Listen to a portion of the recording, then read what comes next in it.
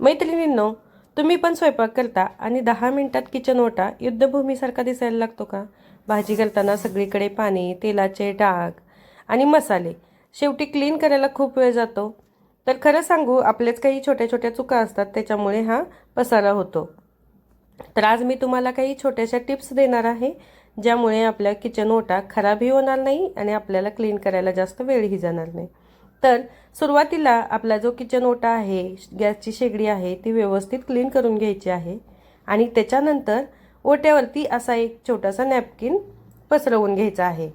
आता याने काय होतं, ज्यावेळी आपण पीठ मळू, भाजी चिरू, तर त्यावेळेस जे काही आपल्याकडून सांडेल ते या नॅपकिनवरती सांडेल. त्यामुळे आपला किचन ओटा अजिबात खराब होणार नाही. आता मला सगळ्यात आधी मी पीठ मळून घेणार आहे. आता पीठ मळण्यासाठी मी ही छोटीशी स्टीलची पाटी यूज करते. आता मला पीठ मळायचं असतं थोडंसंच, त्याच्यामुळे मी काही परातीचा यूज करत नाही, कारण पीठ थोडं मळायचं असतं आणि एवढी भली मोठी परात वापरायची, त्यापेक्षा छोटीशी ही पाटी वापरते. त्याच्यामुळे पटकन माझी कणिक ही मळली जाते आणि व्यवस्थित त्याच्यामध्ये कणिक आपली भिजलीही जाते आणि जास्त स्पेसही इथे लागत नाही. त्यासाठी मी ही छोटीशी पाटी वापरत असते. आता तुम्ही बघा, 5 मिनटं लागणारं काम 2 मिनटात इथं होतं.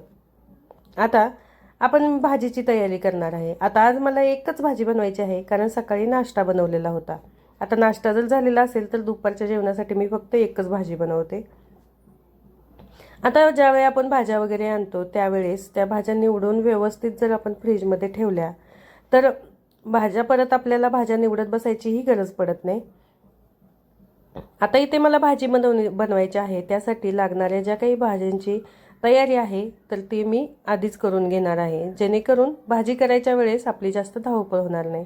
आपण कधी कधी काय करतो, तर भाजी करायच्या वेळेसच सर्व तयारी आधी गॅस पेटवतो, त्याच्यावरती कढई ठेवतो आणि नंतर मग भाज्या चिरत बसतो. पण तसं न करता आपण आधी भाज्यांची तयारी करून घ्यायची. जसं की जे काही लागणार आहे तर त्या भाज्या व्यवस्थित आधीच चिरून घ्यायच्या, जे काही मसाले लागणार आहेत ते पण चिरून घ्यायचे. आता आपण ज्यावेळी भाज्यांची हे करत असतो, भाज्या चिरत असतो, त्यावेळी त्याच्यातून निघणारा जो काही पाला वगैरे आहे किंवा खराब झालेली भाजी आहे तर ती ठेवण्यासाठी अशी एखादी तुम्ही प्लेट वापरू शकता, जेणेकरून किचन ओट्यावरती जास्त पसारा होणार नाही. आता तुम्ही पाहू शकता, मी एका प्लेटमध्ये जे काही खराब किंवा कांद्याचा जो पाला वगैरे आहे तो ठेवलेला आहे. आता काय झालं, तर इथे कुठेही पसारा होणार नाही, तो पाला सगळ्या ओट्यावरती पसरणार नाही. आता भाज्या चिरून झाल्यात, मी हात धुवून घेतला की लगेचच आपण असा एखादा नॅपकिन वापरायचा, जेणेकरून आपला ओला जो हात आहे तो लगेच पुसून घ्यायचा. आपण जर ओला हात भाज्यांना लावला तर त्या भाज्या काय होतं, आपण ज्यावेळी फोडणी वगैरे देतो तर त्या फोडणीमध्ये जे तेल असतं तर तेच आपल्या ओट्यावरती, गॅस शेगडीवरती उडतं आणि सगळीकडे तेलकट तेलकट होतं. तर असं न करता आपण हात वगैरे आपला जो आहे तो व्यवस्थित पुसून घ्यायचा, जेणेकरून तेल उडणार नाही. किंवा गॅसची फ्लेम पण आपण कमी ठेवू शकतो. गॅसची फ्लेम जर कमी असेल तर जास्त काही तेल पण उडणार नाही. आता तुम्ही पाहू शकता, असा आपण एखादा मसाल्याचा डब्बाही वापरू शकतो. आता माझ्याकडे जो हा मसाल्याचा डब्बा आहे याच्यामध्येच मी सर्व काही मसाले ठेवते. आता ज्यावेळी भाजी करणार आहे त्यावेळी आपल्याला काही सारख्या जास्त भरण्या उघडायची गरज पडत नाही किंवा मसाले शोधाशोध करायची गरज पडत नाही. आता जे काही मसाले मी भाजीसाठी वापरते ते सगळे याच्यामध्येच ठेवते. आता या पुढची चूक म्हणजे, आपण जो भाजी बनवताना जो चमचा वापरतो ना, तर तो काय करतो, ओट्यावरतीच इकडे तिकडे ठेवतो. पण तसं न करता आपण एखादी प्लेट घेऊन ठेवू शकतो. किंवा आता हा चॉपिंग बोर्ड माझ्याजवळ होता, त्याच्यावरच मी हे माझा जो चमचा आहे तो याच्यावर ठेवते, जेणेकरून त्याचं जे तेलकट आहे किंवा भाजीत जे बुडालेलं आहे ते इकडे तिकडे होणार नाही. आता माझ्या मसाल्याच्या डब्यामध्ये थोडंसं मीठ वगैरे संपलं होतं, तर तेही मी इथे लगेचच याच्यामध्ये भरून घेतलं, जेणेकरून पुढच्या वेळेस मला ते भरणीला हात लावायची गरज पडणार नाही. लगेचच मला मसाला डब्बा उघडला की तेच आपोआप मिळून जाईल.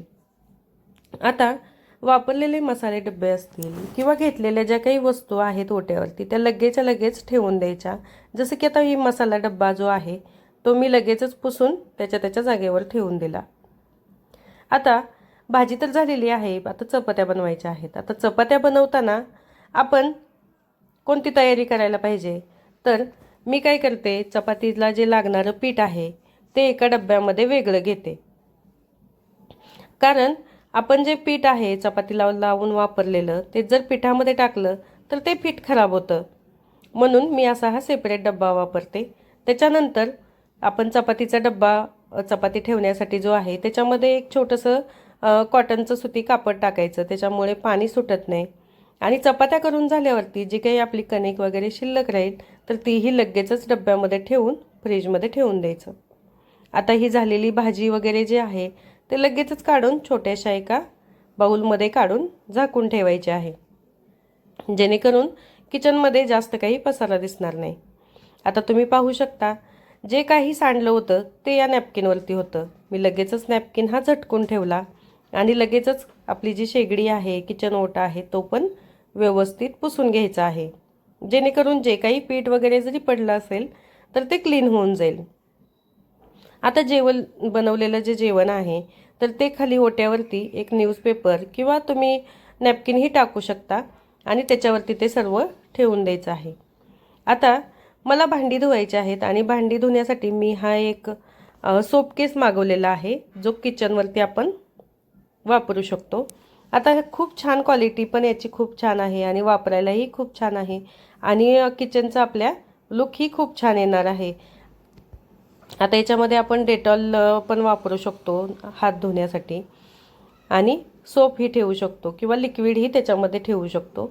आता किचन ओट्यावरती आपली जी काही सकाळपासून भांडी जी आहेत ती सर्व क्लीन करून घ्यायची आहेत, जेणेकरून आपल्या किचन ओट्यावरती किंवा बेसिनमध्ये जास्त पसारा होणार नाही.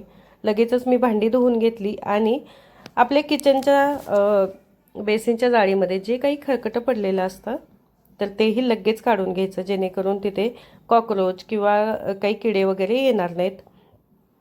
तर ती जाळीही मी लगेचच क्लीन करून ठेवली आणि ओट्यावरती जे काही पाणी वगैरे सांडलं होतं भांडी धुताना तर तेही लगेचच वाईप करून घेतलं आणि ओटा अशा पद्धतीने क्लीन झालेला आहे.